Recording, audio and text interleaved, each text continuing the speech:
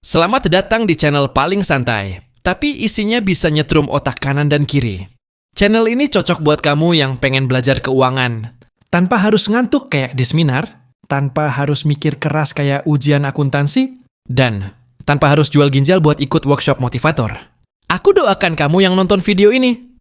Rezekinya deras, rumah tangganya harmonis, anak-anaknya nurut, tabungannya nambah, utangnya lunas, dan hatinya damai, walau saldo tinggal 5.000.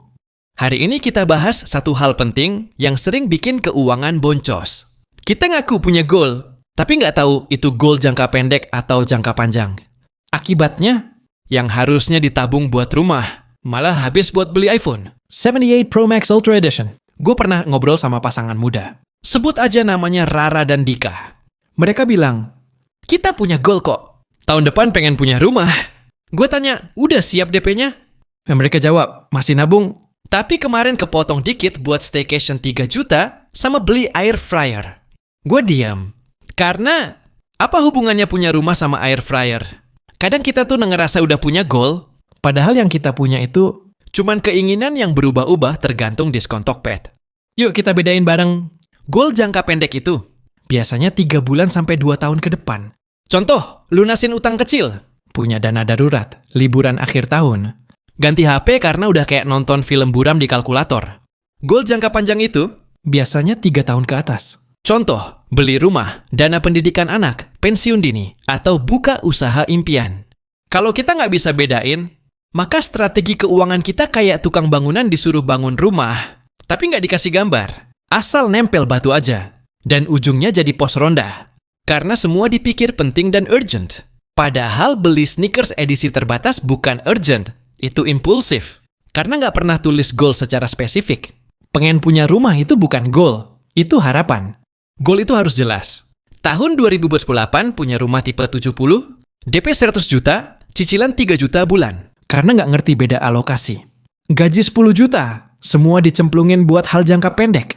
Begitu anak masuk SD panik. Begitu kontrakan naik, galau. Tips biar keuangan kamu nggak kayak kapal tanpa kompas. Buat 2 daftar goal. 1 buat kurang dari 2 tahun. 1 buat lebih dari 3 tahun. Pakai sistem amplop digital milik Akademi Peta Kaya bisa. Misal, dana darurat 10%. Tabungan jangka panjang 15%. Pengeluaran rutin 50%. Hiburan 5%. Investasi 20%. Atur komit bareng pasangan. Ngobrolin goal itu kayak pacaran kedua kali. Bisa romantis, bisa debat, tapi akhirnya jadi solid. Yang penting satu suara soal arah hidup. Istri, sayang tahun depan aku pengen punya salon kecil ya. Suami, boleh. Asal aku boleh upgrade motor jadi moge. Istri, ya ampun, mimpi kamu 2 sama ibu saya ke. Mimpi aku 25 juta modalnya. Suami, kan sama-sama mimpi. Istri, tapi aku udah buat spreadsheet-nya. Kamu? Suami, aku udah follow akun Moge Lovers, itu riset juga. Bisa-bisa goalnya ketemu di bengkel, bukan di rekening tabungan. Aku doakan kalian yang nonton video ini. Goal keuangannya tercapai satu persatu, dimudahkan langkahnya, diberkahi rezekinya, dikasih jalan keluar di tiap hambatan, dan makin solid bareng pasangan dalam mengatur uang. Kalau kamu ngerasa video ini relate, dan bisa bantu banyak orang biar nggak salah arah soal keuangan, like dulu, subscribe, dan share ke pasangan, sahabat, dan teman kamu yang masih bingung. Ini uang buat hidup.